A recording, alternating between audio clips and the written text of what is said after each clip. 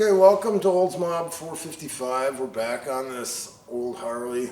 We had ended up taking the studs out and everything to get the brake drum off with the sprocket and painted everything. Then we were putting it back together, not even that firm, and these things were breaking. So you could see as we were tightening them, and we weren't using any power tools, it's really hard to get in here, and they would just crack.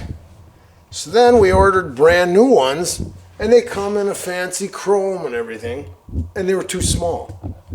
Turns out, when they have this line around there, what has happened is that previous to us working on it, somebody probably let that get loose, sheared off the bolts. I told a story of how I did that with mine, and then they got wallered out, and somebody had to go to an oversize. So when they have this groove on there, it means they've stepped up to the next size. So now we're running a bigger bolt going into it. All right, now you'll see all the new bolts are installed, just good and tight. And we're gonna install the Speedo gear. I'm just getting rid of the rust inside the brake drum, just so it has a chance to have some kind of a bite when we put the brakes on. There isn't gonna be much braking power. And just getting it all evened out. And you'll see where the studs came through from the other side. Nice shiny. And we'll be installing this speedometer gear. So this speedometer goes to the back wheel. So while you're doing a burnout, if this thing can even turn the wheel over, you can see what speed you get up to. But this one turns freely. And then when something happened, it bound up, and you can't even hardly get this thing to turn. It's bent in here. It's no good. It goes through the brakes.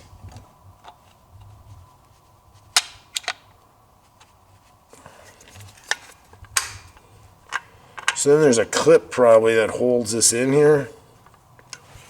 But as you install this, then that gear will mesh with that gear. We'll put some, this is what's goofy. You got brakes that you want to keep clean, and then you can't put too much grease on this, or if it wings around and gets on your brakes, then you're not going to stop very good.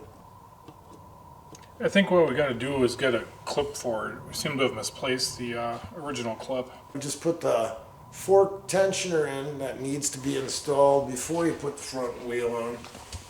You wonder why this looks like a little sprocket? Yeah, we have our fork bearings preloaded where we want them. This is our third attempt at trying to assemble this.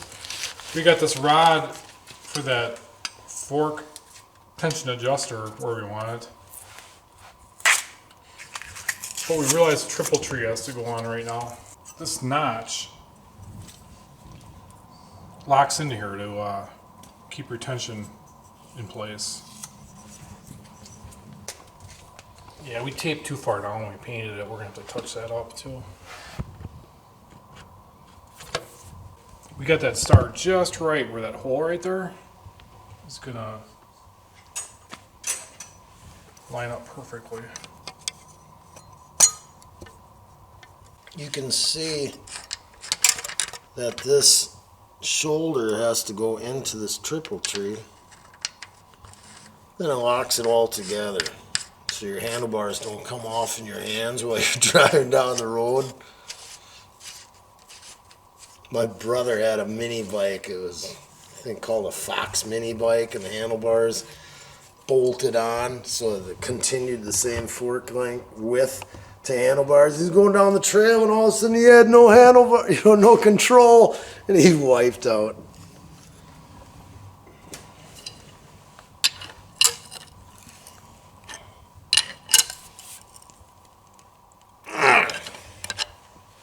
Tight. So let's double check the tension on.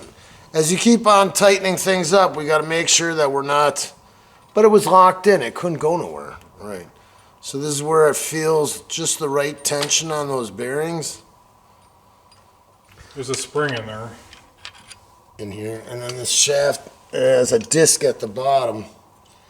And as you work this device, It would be so you can tighten up the steering when your arms get fatigued and you're on a long straightaway. The bottom here is locked into the frame, and it's also locked into the fork. There's a notch in there. So that's just firm. And this handle goes on there. And there's a friction disc there. It's quite the marvel here. And there's a keyed washer.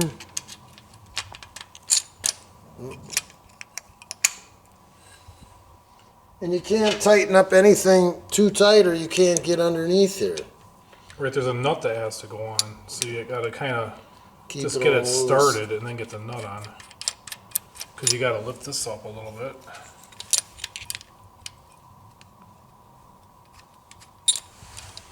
And just getting this right allows you to use this tensioner on the fork neck. So this cheap guy is too cheap to buy a whole tap set, so whenever he needed one, he just went out and bought the one. And I was like, when you have a tap set, you can just find them real quick. They're right in their spots. But I tried organizing them, and this is what keeps your brake from rolling around. It's a rigid frame, so it's just, usually on a motorcycle that travels, you got a stay arm, and this is just a lock. So when you slide the wheel in, then this keeps the brake drum from rotating when you put the brake on. But there's a spring on it. And I don't know if the spring goes on the inside or the outside, but the threads were all screwed up. Now I got to clean these threads up and clean the nut side up too. But we had the die we needed. So everything worked out. We have the tap we need. Maybe I'll get a piece of wood and shoot some screws in it and label everything so we can find these easily. So it's, if you don't have all the taps, it's better to have a starting tap. And this one goes in because it's tapered. There are some threads there, but they're all grunged up. And because I'm not really taking off that much metal, I don't have to back it off or anything. I'm just chasing the threads. I think that handle we got from the auction of the sewer place. We found parts. All right, trying to put the back wheel on. She didn't want to go into the slot. So here you're fighting this whole wheel and axle and everything. Finally, I says, let's just use the half of the wheel that we can figure out. There was too much paint. There's still metal. I don't know what the heck. We took it apart, but you'll see how this part's gonna now slide through. It's on two flats, but I had to file this last piece here to get it so that piece would even move. Give it to me on this. So this part didn't want to slide through. And you wouldn't believe how stressful it is when you're trying to get something together. This has a flat on this side. That's gotta slide. Well, I guess this side fits. So now that we know that part goes in, then we'll put the whole back wheel in there and the wheel should slide in. I've had problems putting back tires on before, but this was ridiculous. It's got to be, everything has to be the exact width, and the spacer has to go in there and get the axle in. And then you got to get the brake stay arm in. And that was a lot of fiddle farting around. So that's all set. Now we're going to put the front wheel on. We got the front wheel on, and there's a goofy, like, what would you call it, a pin sticking out? And then there's a notch that it goes in this front hub. So it's on its own wheels now. You can see if I had a frame mounted seat, just regular handlebars, you'd feel pretty cool. With some forward controls, it wouldn't look like such a little bike. Just for a bobber around through town. I think that's what we're going to have for now until we figure it out. The bike leans over a lot. It looks a lot cooler.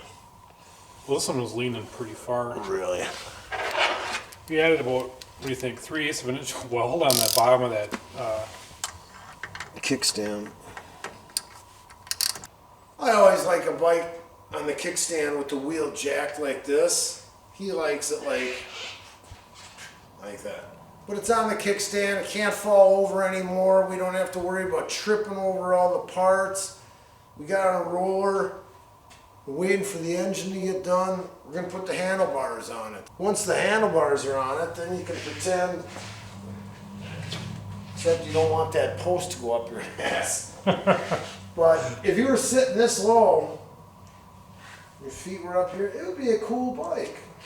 These are the risers, and they have clamps on here. So you could lay these back.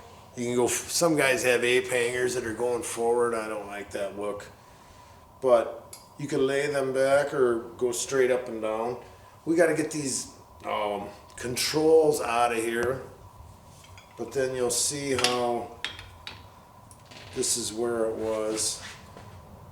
So if you were short-armed like a T-Rex and you needed the handlebars coming back at you, you could lean those back a little. I don't even really like them when they taper back. Like a motocross bike has straight bars, and then your leverage is, I mean, I've had bikes, you know, that I've driven. My buddies would have bikes and they'd have 6 bend bars, and you're turning like this, you have no strength. A lot of the guys in San Francisco cut between lanes, and their handlebars are real narrow so they don't hit somebody's mirrors. It's best when you got handlebars out like this and you hit a pothole at slow speeds in a parking lot, and you can control your bike. The further out it's raked, the more it's going to flip-flop on you. You need some good handlebars. You can see that it's not the same. Right. So we're going to try to straighten that. These cables were tugged on trying to get them out, and that was a mistake. Now there's like an end that's buried at the corner, so we're going to try to get those out now. So this end here was pulled back, and it's jammed at this corner right now.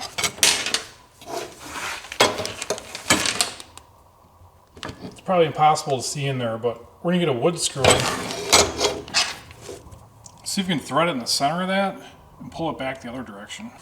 We're going to put an extension in the screw, and that's how we're going to try to extract our cables. We had made this device for yanking the post out of the frame. Now we just put a screw in here, and you go like this, try to find center, and then we'll use this washer and this nut after we got it screwed in and try to pull it out. Can you pull backwards and turn? I'm just trying to, it's just turning, so I don't have any tension. You got it? You got it, dude. You're pulling it out. You know what? I'm gonna push on it at you. I got it. This is like cleaning a sewer pipe out with a snake. I see movement. It's still stuck on there. It's gotta be working, right? Right. There. Oh, yes. Conquered it. When I just was on the bike, I just had a feeling like, you know, it just didn't feel centered up. But if I got these to the end of the table here, and I know this is true, the distance between here and the distance between here is longer. So either this one would have to come in, you know, and then it would straighten it out, or this one's got to go out. And then when it was out, then this bar would be straight, parallel with the table. And I think the bike went down on the right-hand side, and the crash bars were bashed in. So I think this handlebar came in. So if we stick this in the handlebars, we'll put some soft jaws on there. There he goes. Oh, there, yes. Yes. I mean, well, it feels pretty good. You could notice it before. No, you're not going to notice it. The thing about handlebars is when you buy them, they're strong. So now you've had an accident and you bent them, and they'd be strong pretty much like that. But if you want to get rid of that weird feeling, you bend them back. All this bending back and forth weakens them, but you can't really tell. And I don't want to just keep bending and bending these bars because then you make them weak. Right now, they feel like they're good. They feel, nobody's going to notice. So that's where we're going to stop. I'm not catching them.